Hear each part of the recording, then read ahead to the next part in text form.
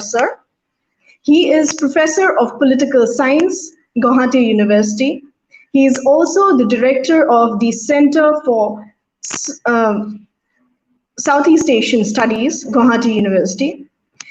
Professor Nani Mahanta, having done his Masters in JNU and his PhD from Guwahati University, is an ardent researcher and an excellent speaker. He has been holding prestigious posts both in academic bodies and also has volunteered for numerous non-political and non-government organizations. Ladies and gentlemen, today I take the honor to welcome him to the talk, and I would like to request Sir to kindly enlighten us on the prescribed topic. Over to you, sir. Thank you so much. First of all, my sincere gratitude and thanks to all the organizers associated with IFNI. It's not that I can enlighten you, but what I shall try to do is to draw your attention to certain issues of, India, Nepal, and India, China current situation. What are the twists and turns? And we are passing through a very critical period, particularly during the time of COVID-19. China has reacted in a way which is detrimental to the national interest of India. So what I plan to do is to talk about certain issues concerning India and China, and also India and Nepal. What I propose to do is to, talk about for about 30 minutes, 40 minutes. Then after that, we shall keep it open for your question, and we shall have an interactive session. First, I would like to talk about a little bit about Nepal. Then we shall take up the case of China. I think, if we have to name any country that with whom India is so closely associated ever since historical time, it would be Nepal. Nepal and Bhutan are the two most important, are the closest neighbors to India. But more than Bhutan, it's Nepal.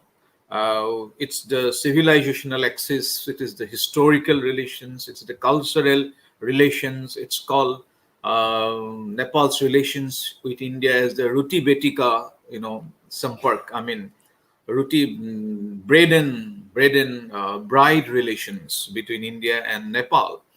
So whether it is Pasupati Mandir or whether it is Kamakhya, we are so much culturally dependent with each other. Our way of life, our matrimonial relation, cultural relation. India and Nepal is practically inseparable since the time immemorial. So, and we have so many, friendly relations. Not to talk about 1950 treaty, which is one of the most comprehensive treaty of friendship and mutual understanding, mutual cooperation. Again, in 2018, we had another round of agreement. And it is to be mentioned here that not only it is the cultural relations, but also militarily also we are very much mutually a kind of symbiotic relationship exists between India and Nepal. And India's Gorkha regiment mostly comprises of Gorkhas from Nepal, and if I may say you, there are about 32,000 Nepali Gorkha soldiers in Indian Army. And I was just trying to go through the 2018 agreement between Nepal and India. Then it's quite interesting to know that in the year 2017-18, India government spent about 2,692 crore. I repeat, 2,692 crore for giving, pension to about 1,25,000 retired army people, soldiers who served Indian Army. So, I mean, look at the magnitude of, even in the Indian Army, they have a very sizable presence. And Indian Army Chief is the honorary Army Chief of Nepal, and vice versa. So, and in fact, if you look at the border, there are about 25 border crossing points between Nepal and India. We do not need any kind of visas to cross each other. It's an open, transaction, people to people relationship, track tree connection between Nepal and India. Virtually, we do not require any kind of legal document or visas. So it's a very close relationship, whether it is in terms of counterfeit currency, terrorist, drug smuggling, human trafficking. India's SSB, Saurashtra Simabal, and Nepalese security forces jointly monitor those security points, and try to apprehend all those extra legal or antisocial elements. That is the extent of cooperation between India and Nepal, whether it is even in the power sector, developmental sector, education sector. India has immense contribution for the growth of Nepal. But all of a sudden, it's not all of a sudden, I must say, but in recent times, maybe from 2014-15 onwards, we see a kind of trust deficit between Nepal and India. It is because it may be during the time of the Madhesi, the food block at the border, Indian, because I must inform all of you that two-thirds of Nepal's third country transportation takes place through India. So when there was this food transportation in 2015, the Madhesi people at the border, there was food block, there was road block, as a result of which it led to a huge food crisis in Nepal. And since then, and also because India's insistence on a all comprehensive constitution in Nepal, maybe because of such factor, Nepal was not feeling very much friendly with India. And in fact, there were instances to suggest that Nepal was tilting towards China because of various factors. Now, recently, this 75-kilometer road to Lipulekh, which was inaugurated by India's defense minister, that has caused the bone of contention. In fact, Nepal says that Lipulekh Pass, Kalapani, and Limpiathura, these areas, this road passes through Nepali territory. It is their claim. If I may request the administrator to show the map, I have given certain maps to the administrator, to the organizers. If you can show those maps, particularly India's road, that is 75-kilometer road, which passes through Lipulekh Pass, Kalapani, Limpiadhura, and now Nepal says that this road belongs to, but this territory belongs to the other map. It belongs to Nepal. Now, if I may say, my esteemed participants, that this road falls in the Indian district of Pithoragarh in Uttarakhand. In Uttarakhand, there is this Pithoragarh district in the Darshula subdivision headquarter. This is the tri-junction. This is the tri-junction of Tibet, Nepal border, and Lipulekh Pass. The next slide, please. Next map, please. Now, why this Lipulekh Pass, Kalapani, Limpiadhura area is so significant? Because Lipulekh Pass is about 20,000 above sea level. This is a very critical area. Traditionally, this area belongs to India. I'll talk about the history, a little bit about it. And across that, we have the China recognized this area, this Lipulekh Pass trade in 2015. Not only in 2015, in 1954 also, recognized this Lipulekh Pass as one of our trade points with China. So this is not now that India is doing something new. This is something which is historically belonged to India. India had the de facto. So far, India has the de facto control over the Lipulekh area. And in fact, historically also, Lipulekh Pass has its mansion in Kalidas Meghadutam. So it is a very historical area, trijunction between Nepal, India, and China. And it may be mentioned that this road construction process began way back with UPA regime. Meanwhile, you can show the other maps for the benefit of the viewers.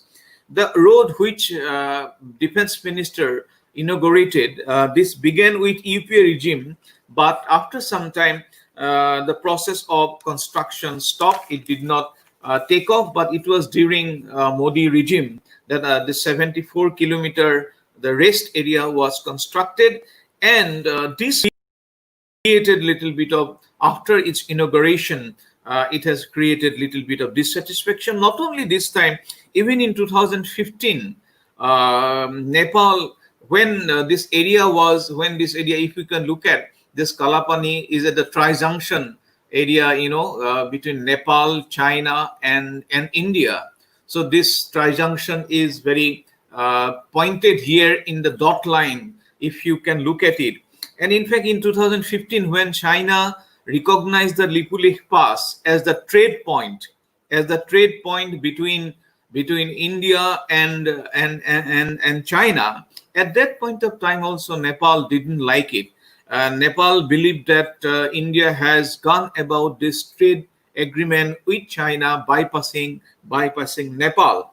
So that's how Nepal had little bit of misunderstanding. But now the Prime Minister Oli government, the communist conglomerate, the communist coalition party, they have passed a new map in the Nepal's parliament, and they have declared this 35 square kilometer Kalapani area as their territory. In fact, this road is very important. Once this road is completed, this will help Indian tourist pilgrimage to go to Mansarovar. So this area is culturally and from the security point of view, Lipulekh Pass is very much important for India to monitor Chinese troop movement down across the valley, across the line, what the Chinese military movement, their activities. So this Lipulekh Pass is militarily very much significant for India's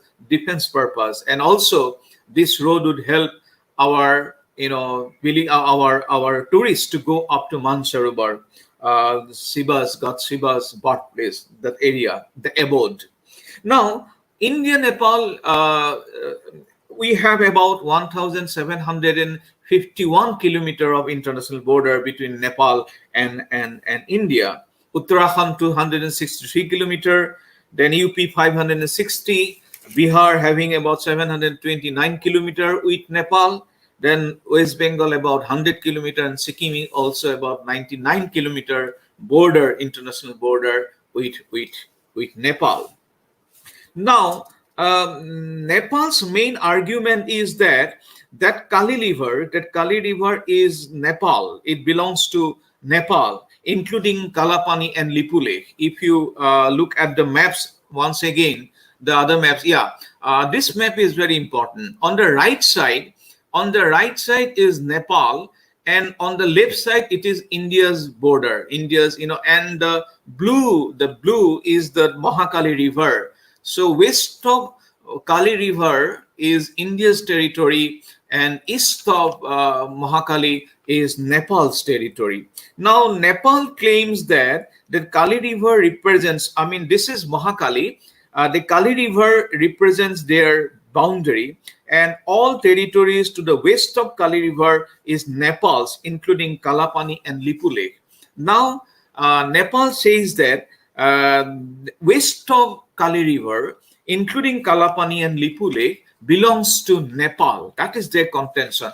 But this contention, this demand is in contrary to a very important treaty, which is known as the Treaty of Sogoli of 1816.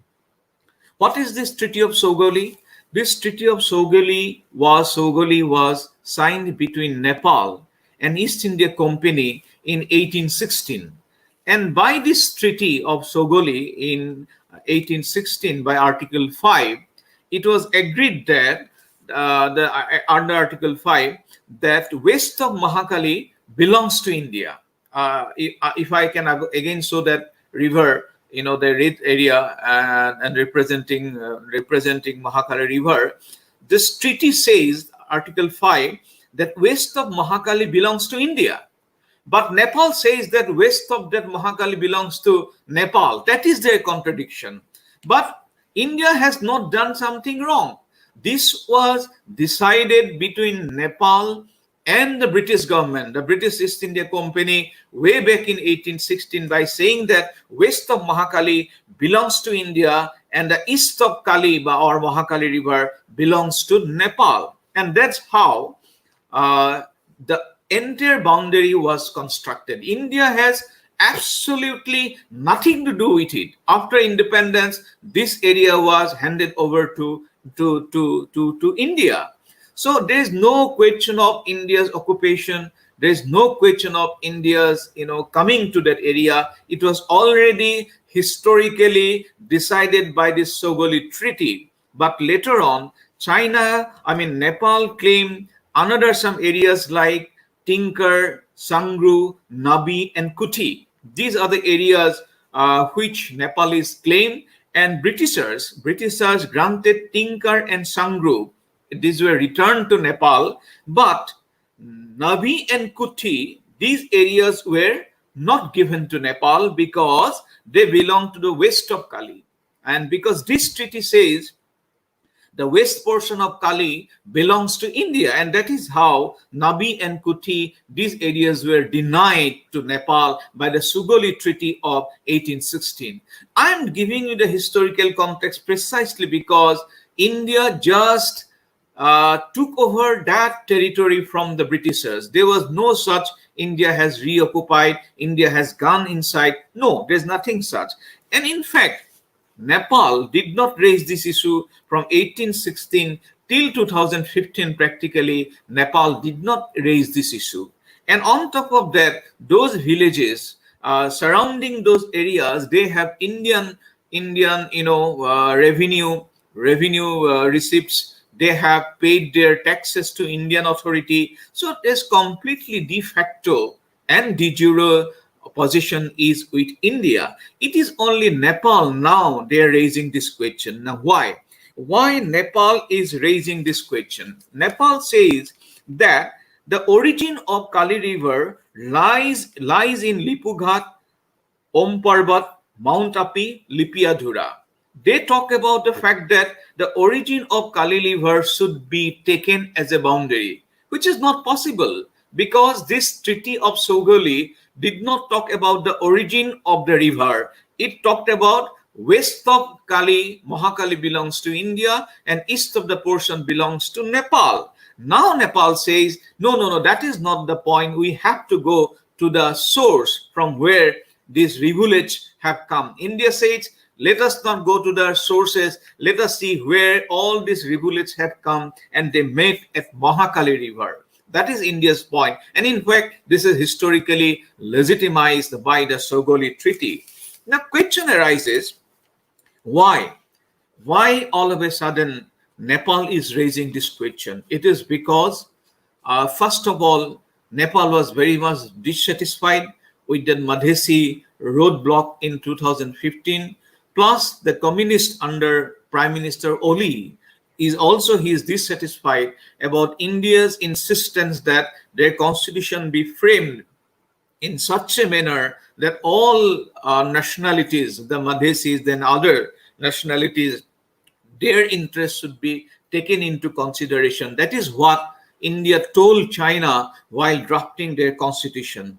At that point of time, Nepal, particularly Oli, in recent times, he has been facing some domestic problem also, because what the government he has been heading is a coalition government. And in fact, Prachanda, another communist leader, he is another chairman of the party. He is causing, in fact, there is a lot of political instability within their coalition. And that's how it is said that Oli, Prime Minister Oli, in order to meet his domestic constituencies, in order to meet his domestic challenges, he is taking up this territorial nationalism. It may be called as cartographical nationalism, territorial nationalism, because this area was under India's possession since time immemorial, since the Sogoli Treaty, and Nepal never raised this issue. And in fact, we had this Mahakali Treaty in 1996, where during Narasimha Rao regime, the issue of river sharing, how the river Mahakali would be distributed between the two countries, these issues were discussed, but the issue was never raised. So only after 2015 that Nepal is raising this issue of this entire road, and they're talking about the Lipulekh belongs to China. This is a new Lipulekh belongs to Nepal. This is a new assertion. In fact, China today, if you look at, China is silent on this issue. China possibly cannot publicly take Nepal's stand. Why? Because China accepted Lipulekh Pass as the recognized trade point between India and Nepal way back in 2015. Not only in 2015, in 1954 also, when there was this agreement between India and Tibet, this point, Lipulekh Pass, was considered as one of the trading points between the traditional cultural trading point between India and China way back in 1954. So today, China cannot possibly openly support Nepal because they already accepted this Lipulekh Pass as India's trading point a long back. Now, this is the point why, so this is Oli's technique, Oli's assertion is basically a territorial nationalism, in the sense that they try to revoke a new sense of nationalism among the people. And in fact, not only that, they have started a process of cultural nationalism also.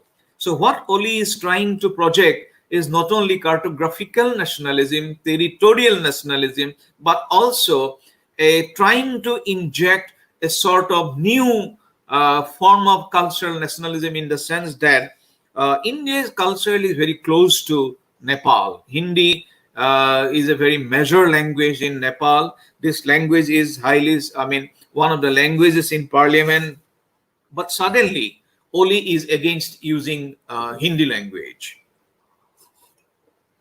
So in fact, there is suddenly a kind of upsurge of, just one sec, there's no electricity. I want.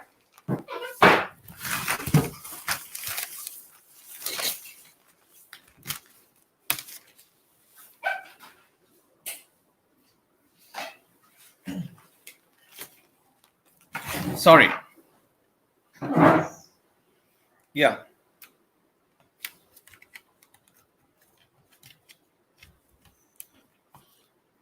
Can you hear me? Hello? Hello? Yeah, suddenly, am I audible? Yeah, suddenly the point I was trying to say is that why Oli government is suddenly trying to assert its position. And again, in case of Hindi language, also in case of Indian TV channels also, they have started questioning the authenticity and legitimacy of Indian TV channels.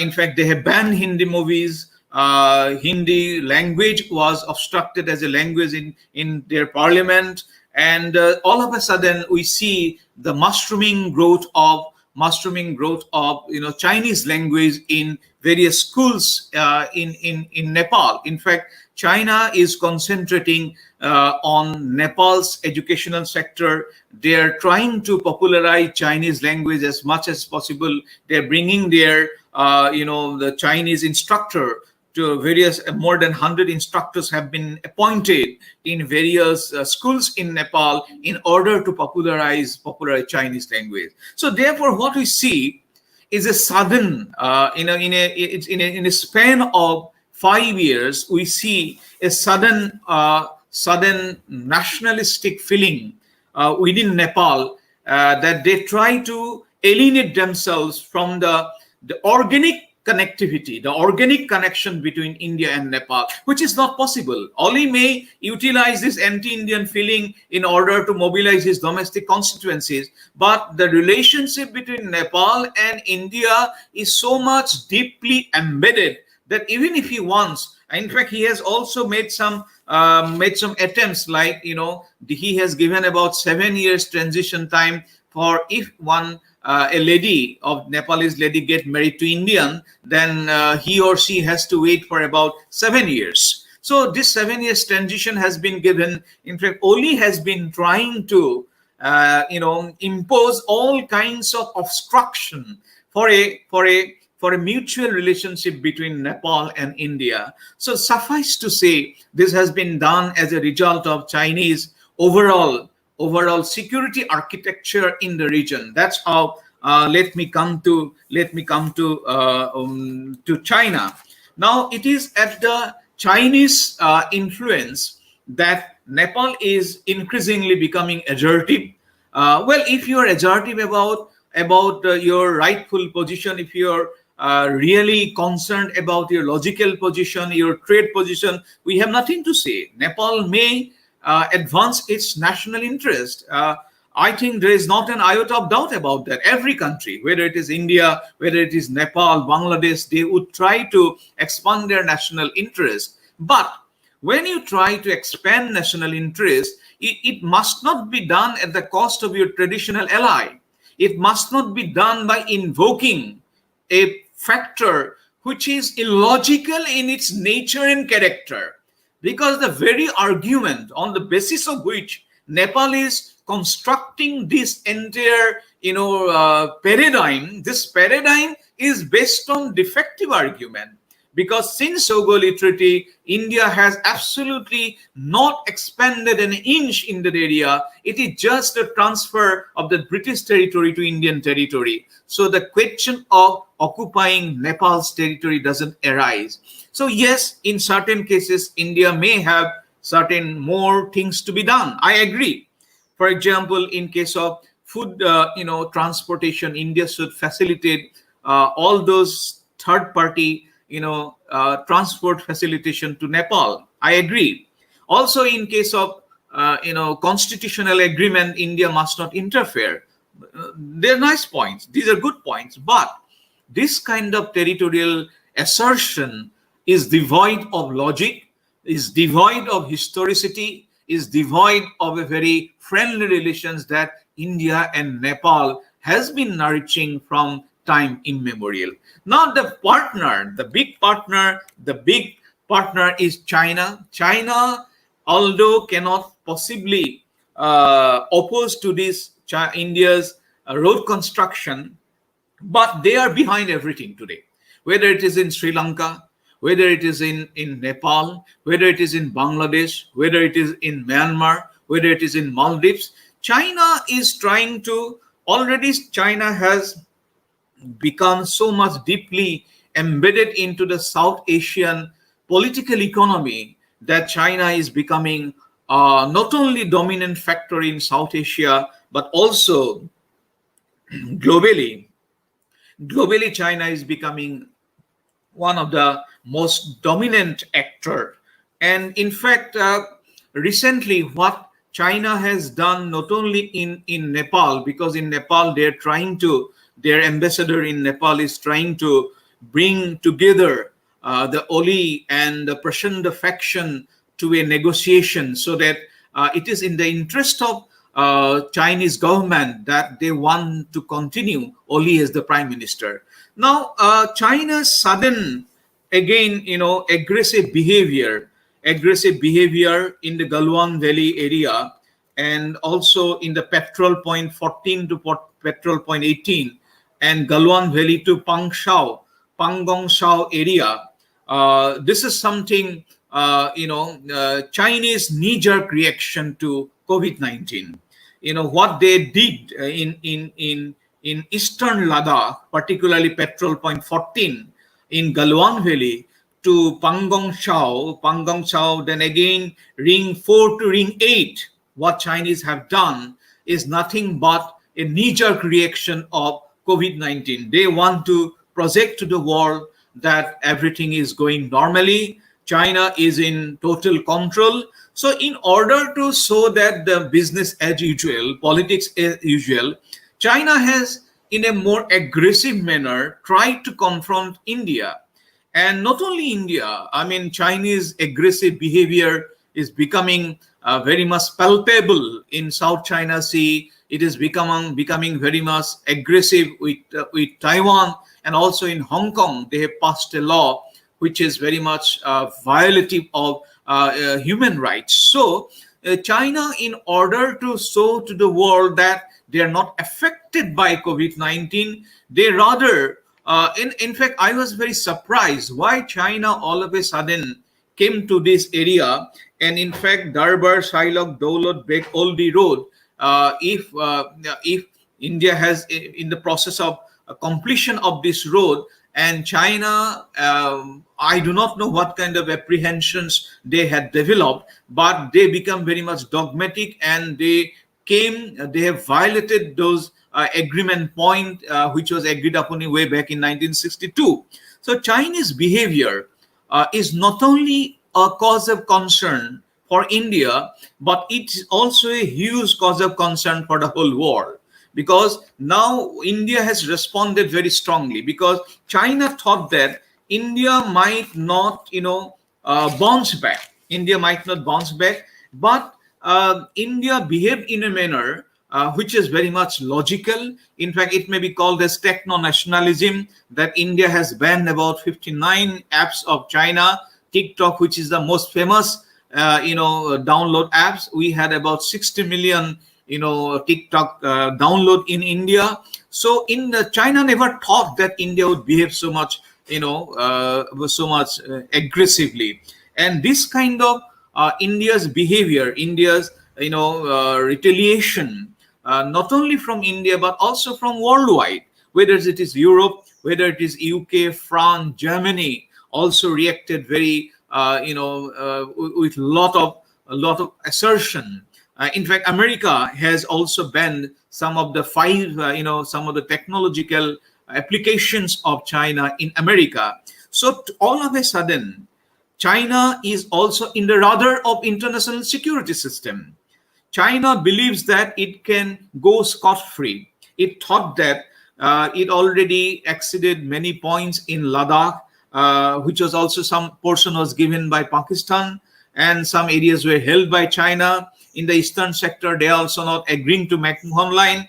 In fact, in a lot of areas, we had confrontation, but in 45, 47 years, this is the most, arguably, the most challenging engagement with China. Now, China's behavior is very peculiar in the sense that, what we started in Wuhan, Modi had a very excellent beginning with China, and again it had reached its culmination in Malallapuram. But all this, positive developments with China ended up in Wuhan virus. So that transformation from Wuhan spirit to Wuhan virus is something very baffling, very puzzling for all of us to comprehend. But today, the various powers of the global politics are now very, collectively coming against China's assertion in Hong Kong, China's assertion in Indian border, or also in Taiwan. But at the same time, I would argue the fact that in the coming days, China has really lost a potential friendship with India. India was under Modi ji. Modi was going extra miles to extend the hand of cooperation, friendship with China. So what China has lost is a very potential power who was coming willing to help with China. Secondly, China has lost also India's huge market. I would not say China has lost, but their technological market. In fact, 5G was coming. In fact, lot of China's impending projects now is in doubt, because we are rethinking again about the security dimension of those technological projects. So China in the process, almost is going to, lose a huge middle class market in India.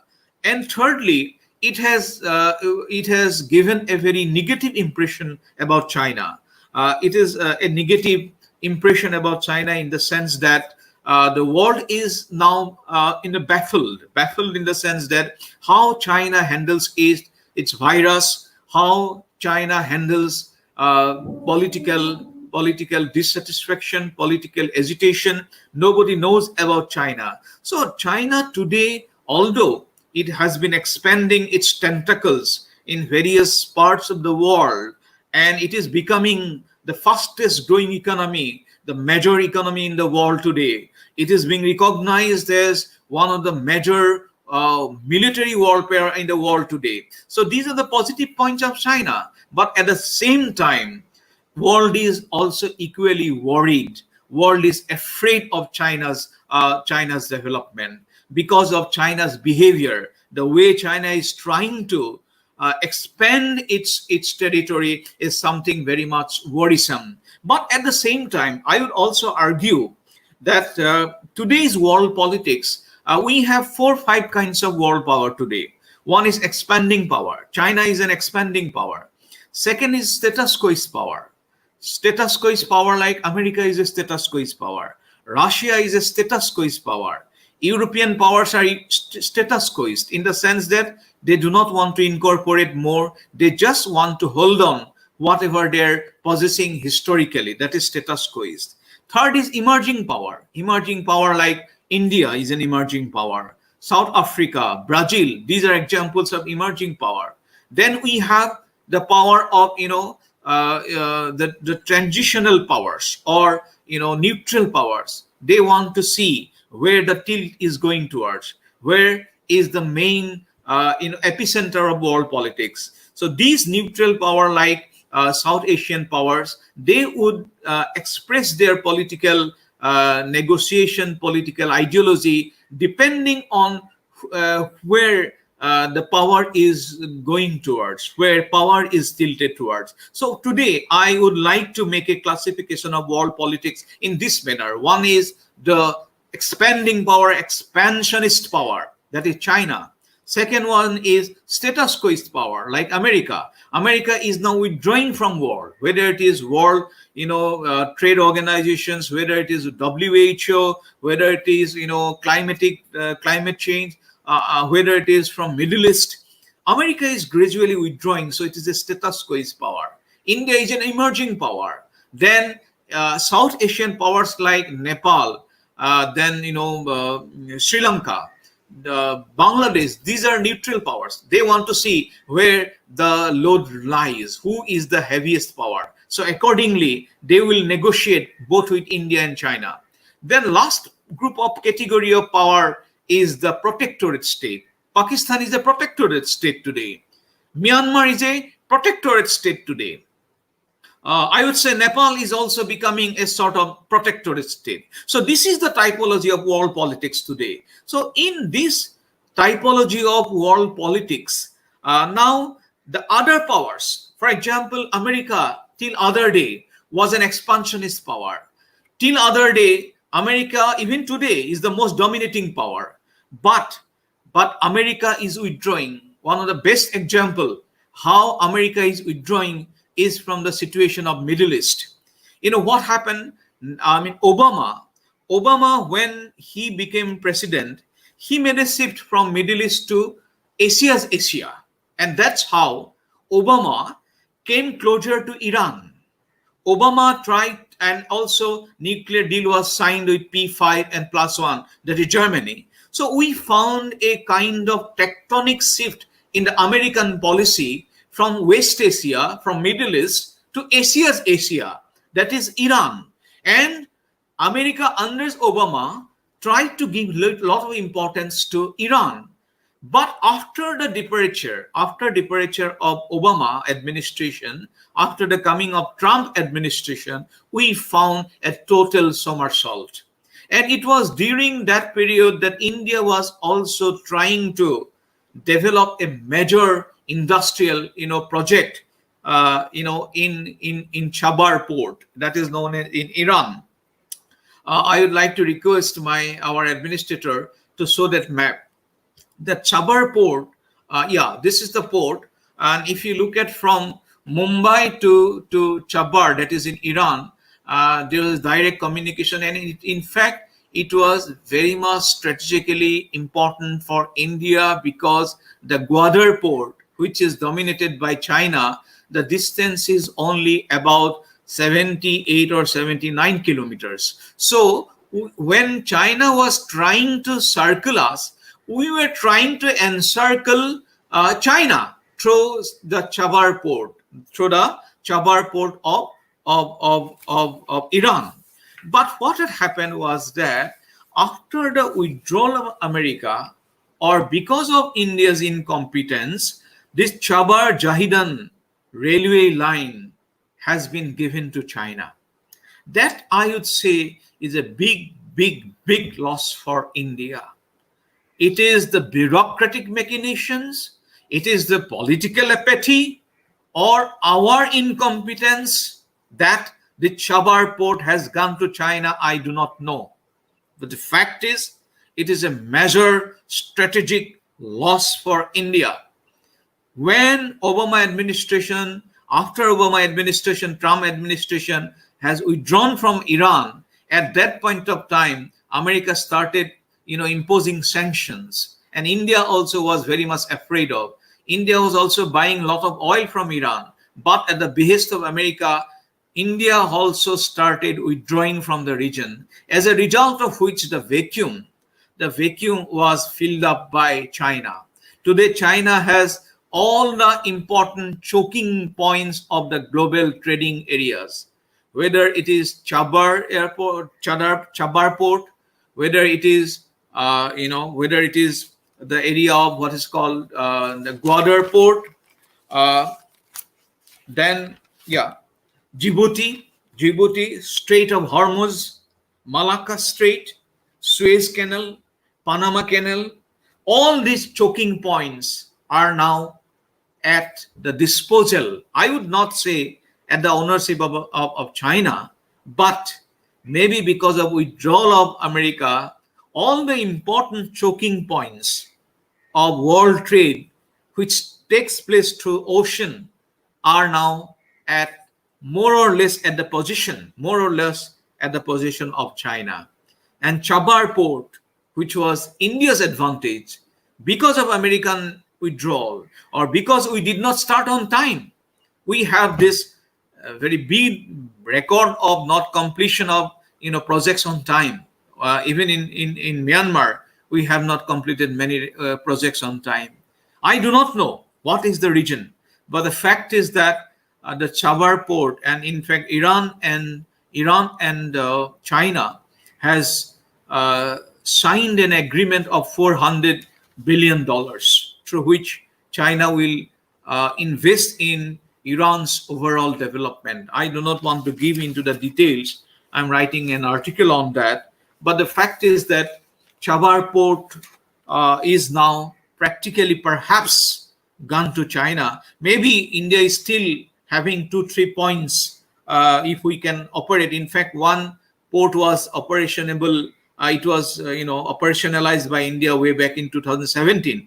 Perhaps we can hold on to that and we can expand. Now question comes, what are the options before India? I would like to conclude, then we'll have some question and answer.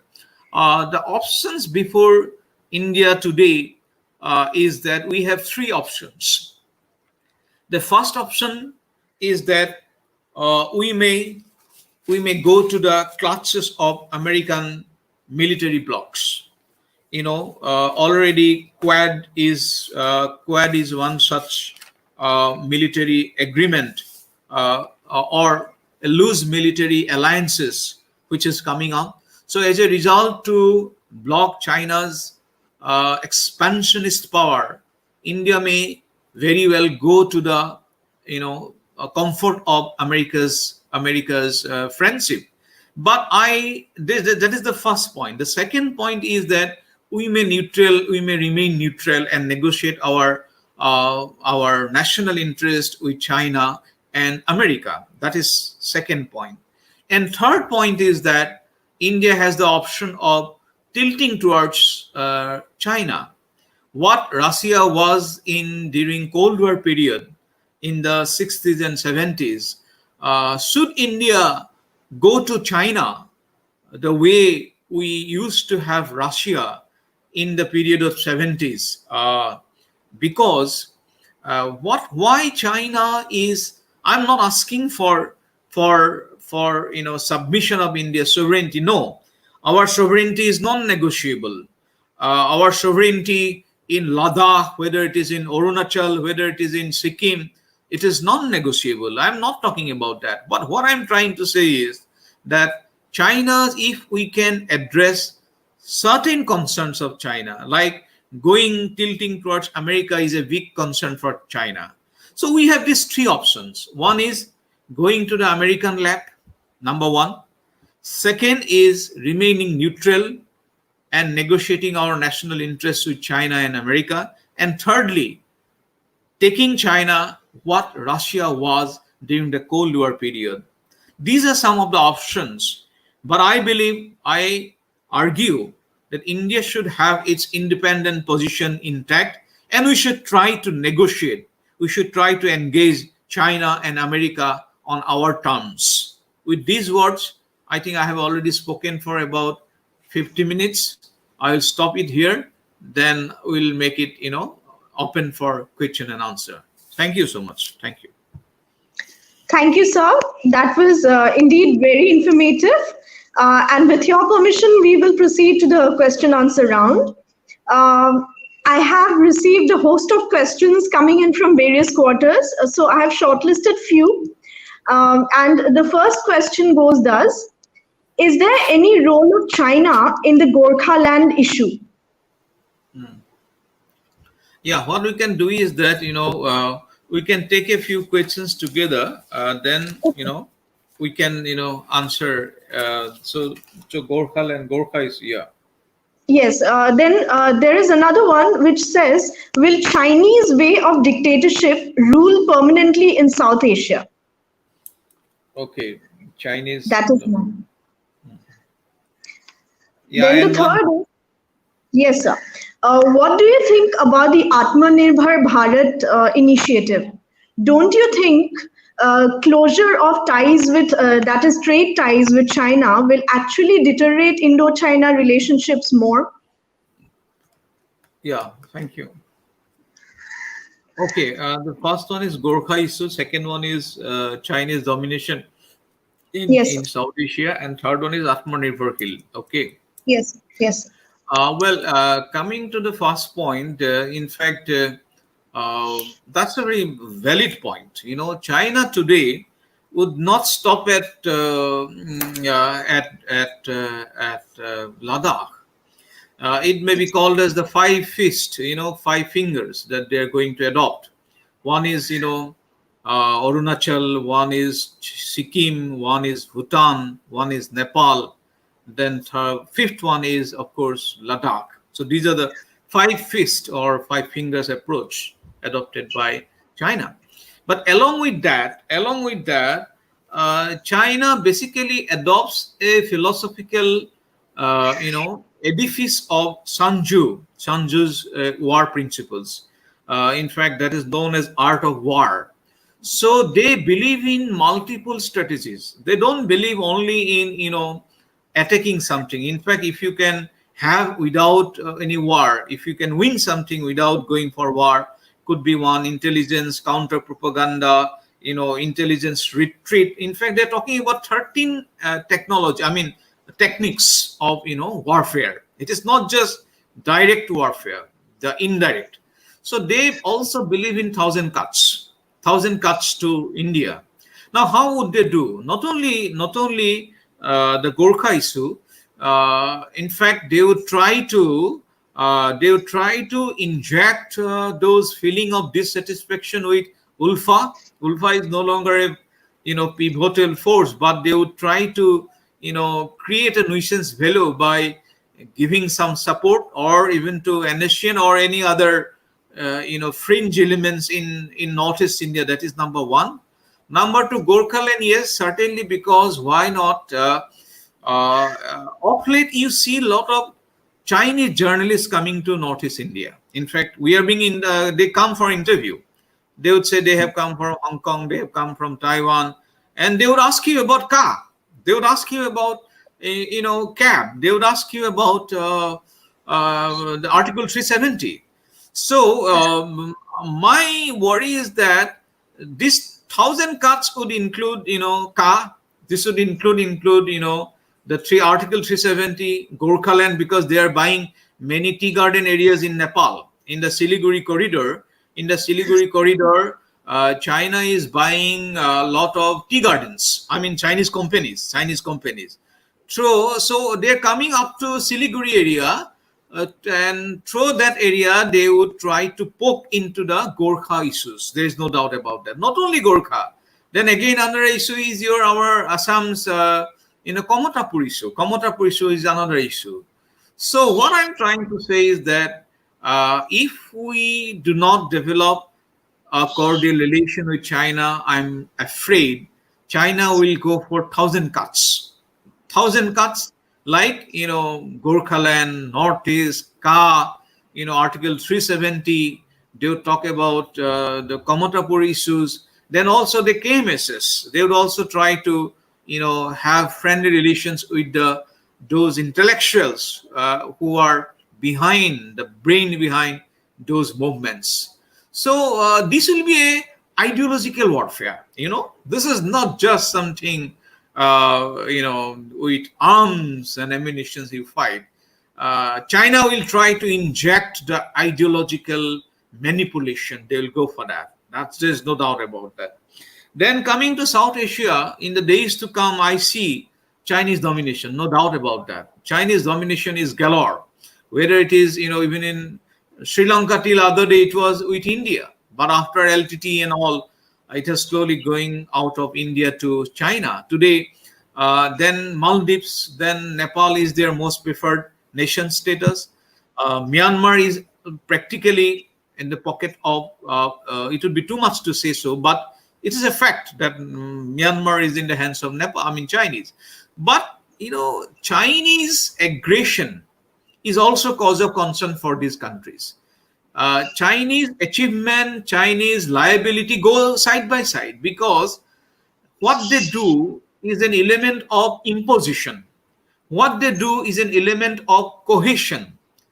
Unlike India, India is a soft power. India goes to Southeast Asia through Buddhism. India goes to Southeast Asia through Hinduism, the civilizational axis, the civilizational brotherhood, sisterhood. Our trade and commerce is based on mutual interest. But unlike China, China goes for cohesion. China goes for heavy loan, and in case those countries cannot pay it back, then those are taken on lease. For example, Harbandota Port in Sri Lanka is on 99 years lease for China. So this is China's trajectory. China's trajectory is not democratic. China's trajectory of extending relationship with the foreign powers is based on domination. It is based on cohesion. It is not based on brotherhood. It is not based on understanding. Unlike India, and here lies the deficiency of China. So although, in recent times we see an expansion in China, but I'm sure China will crumble at its own weight. Then coming to Atmanirbharshil Bharat, yes, we have no way out, because what I call what we see in the post-COVID-19 situation is a shift from globalization to nationalization, nationalization to localization, localization to virtual world. So this is the new trajectory of post-COVID-19 world, from globalization to nationalization. So India itself is a huge market. India is a market of 100 crore population. You know, 90, 100 crore middle class people are having the capacity for buying capacity. So at this critical juncture, we should go for Atmanirbharshil Bharat with more determination, with more planning. For example, localization is another buzzword. In Assam today, we see a lot of local entrepreneurs coming up. Like Purobi Diary, Hita Jafala, Monoram Gogois, and so many groups are coming up. So we should try to, and the funding which is done by the government of India in Atmanirbharshil Bharat, I think that would give a big fillip for the growth of SMEs, for the growth of indigenous sector, for the growth of hospitality sector, for the growth of service sector, and most important issue is the manufacturing sector. If we can develop the manufacturing sector, we can certainly replace China in the days to come. Thank you. Thank you.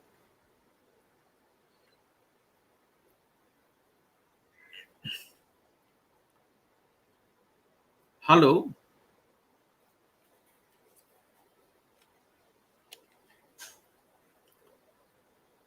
Can you hear me?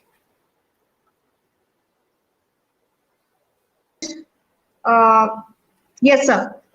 Perfectly, sir. I think we can move on to the next set of questions. Yes, sure.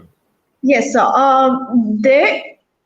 I think someone called Abhijit Saikya has posted this, whether American forces may stay permanently in Indian waters in the near future.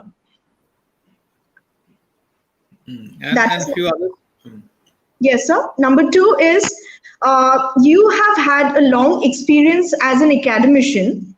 According to you, is there any section of people oriented towards China in the academic circles?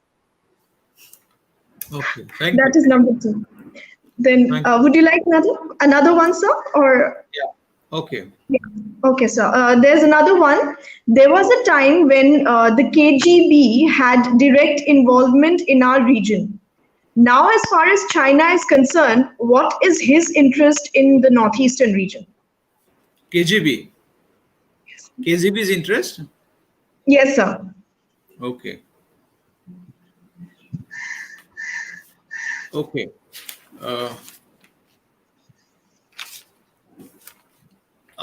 Yeah. So the first question is about American presence. Well, you see, one thing is clear. As I have said, I have made a typology of world powers, and accordingly, I have classified America as the status quo power because it is now not expanding.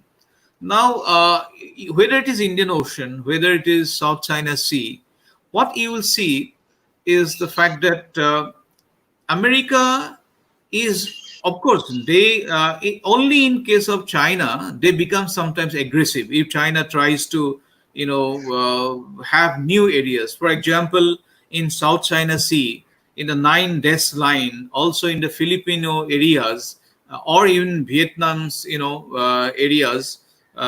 China, when she tried to assert or take up new archipelagos or islands, at that point of time, it is America who becomes very much, aggressive or tries to show its naval power. But otherwise, I don't see, America becoming very much, aggressive like that. During the time of the Cold War period. And coming to the issue of our academician, their involvement with China, this is there. This is there in the sense that, I had been to China twice. And my experience is that Chinese intellectuals, administrators, researchers, they talk alike. They would not have any kind of differences amongst themselves. But coming to India, you will see even in Delhi that there will be Chinese circle of Delhi University. There's Chinese study circle is there. And in fact, those scholars are given a lot of incentives by China to visit China for the exchanges. And in fact, I do not see any wrong in that. But the point is that world over, even today, there is a very strong Chinese presence throughout the globe. It is not only in India, it is applicable in South Asia because China is the last powerful communist country. So still they look up to China. Many leftist scholar, many Marxist scholars, they look up to China as the last last country who can really expand communism in various forms. So we see it in Latin America, we see it in Africa, we see it in South Africa, or even in India. We have a substantial number people, I mean, are there who are, I would not say apologetic about China, but they have soft corner for China, and there's nothing wrong in it. So far, this is argumentative. So far, you do not do anything anti-statist or anti-Indian. You can have different of opinion. Yes. Okay. So I think, yes, yeah, sir. regarding KGB, I do not have much idea, but we have two important initiative which with Russia also needs to. Well, we Indians do not look at KGB like the way we look at the India. I mean, Pakistani agency. What is it called? I ISI. forgot the ISI. Yeah, ISI, or even CIA, or even other organizations, because they're not in news in that much. But we have certain important initiative like Vladivostok Chennai Maritime Corridor. That's a very important security corridor, which India has actually envisaged in the context of Chabar Airport, Chabar Port. And Vladivostok Chennai Maritime Corridor is a very important corridor that we're trying to deal with Russia. Then again, another initiative was International North-South Transport Corridor, which is known as INSTC.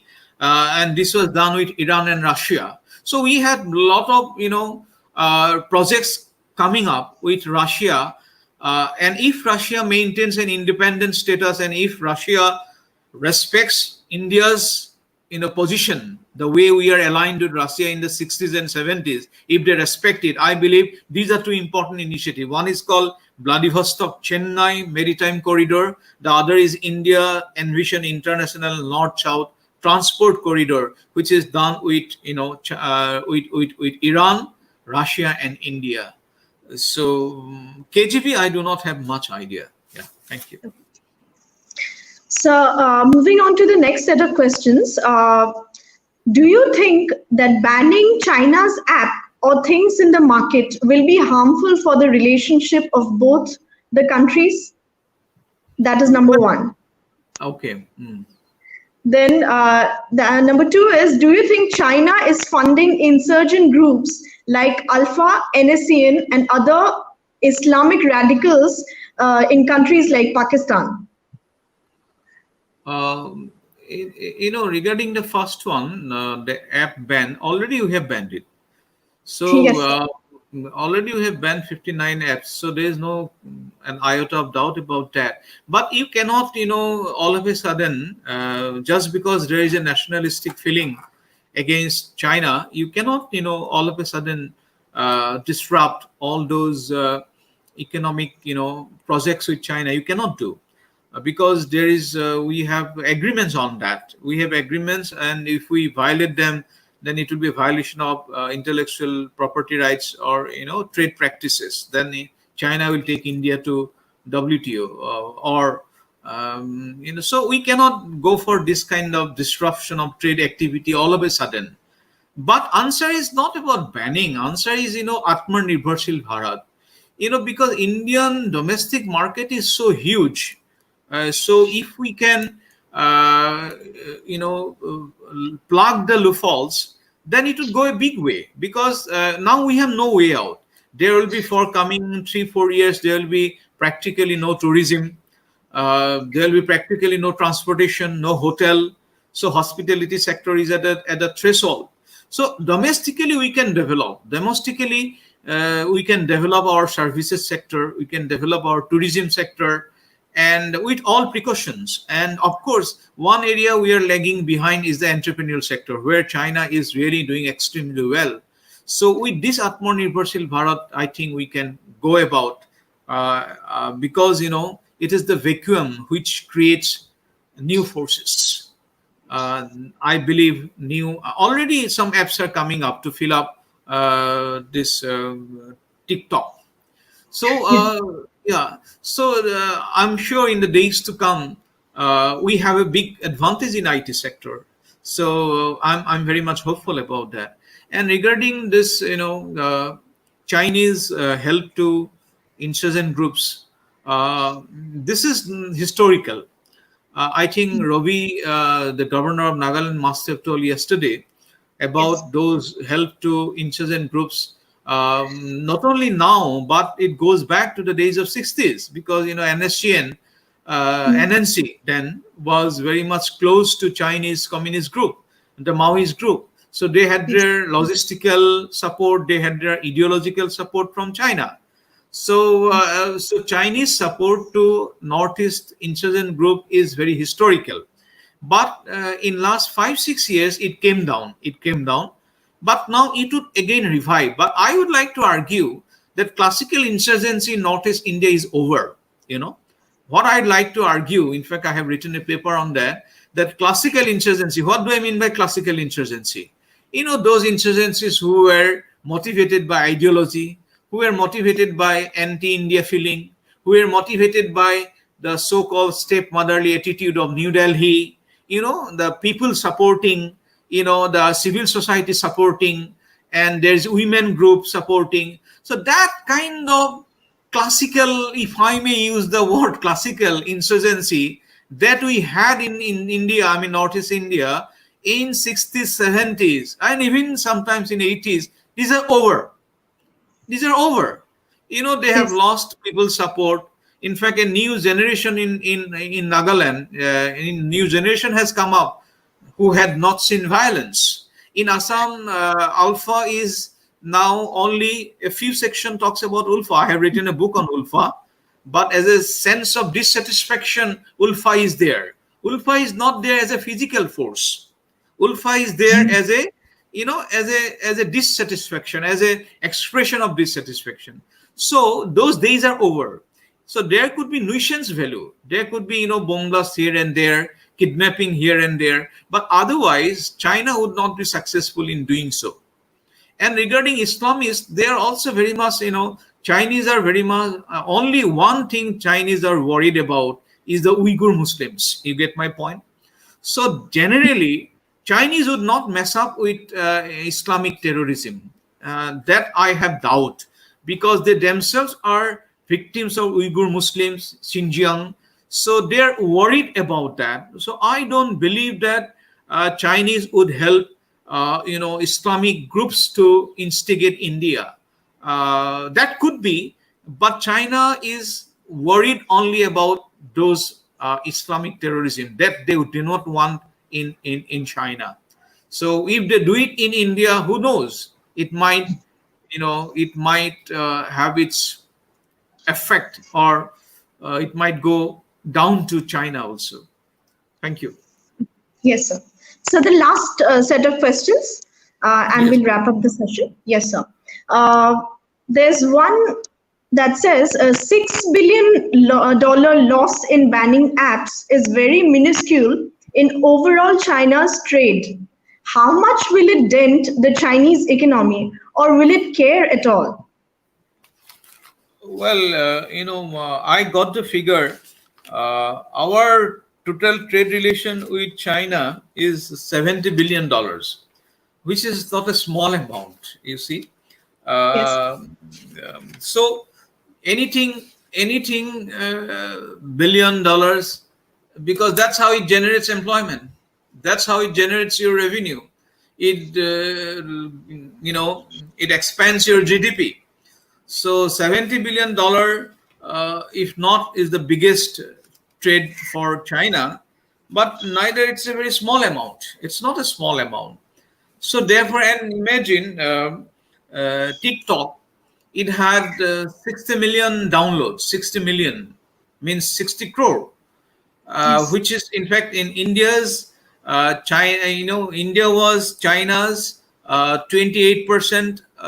Share was with India. That means India is one of the one of the most expanding market in the world. Every world power tries to woo India. Why? Because we have about 90 crore people, 100 crore people who can afford to buy a mobile. He may not be Yes. even eat. He may not even have employment, but he will have a mobile, and majority of them have Android mobile. So Indian market is a very much attractive market. Nobody wants to get rid of Indian market. Yes, the amount may not be gigantic, but this is not a small figure either. Thank you. So I think we will wrap up the session because we are short of time. I'm sorry to all those whose questions I could not take. Of course, we will have more fruitful sessions like these in the future, and then, of course, you all can participate, and we'll try to accommodate your questions as well. Uh, I would like to thank Nani Gopal sir for delivering such an enlightening. I'm sorry to use the word, but then it was really enlightening. And then I really thank you for sparing your time for this. And I hope all of us had a really good learning experience from this session and looking forward for more sessions like this. I think that will be all. Thank you, sir. Thank you.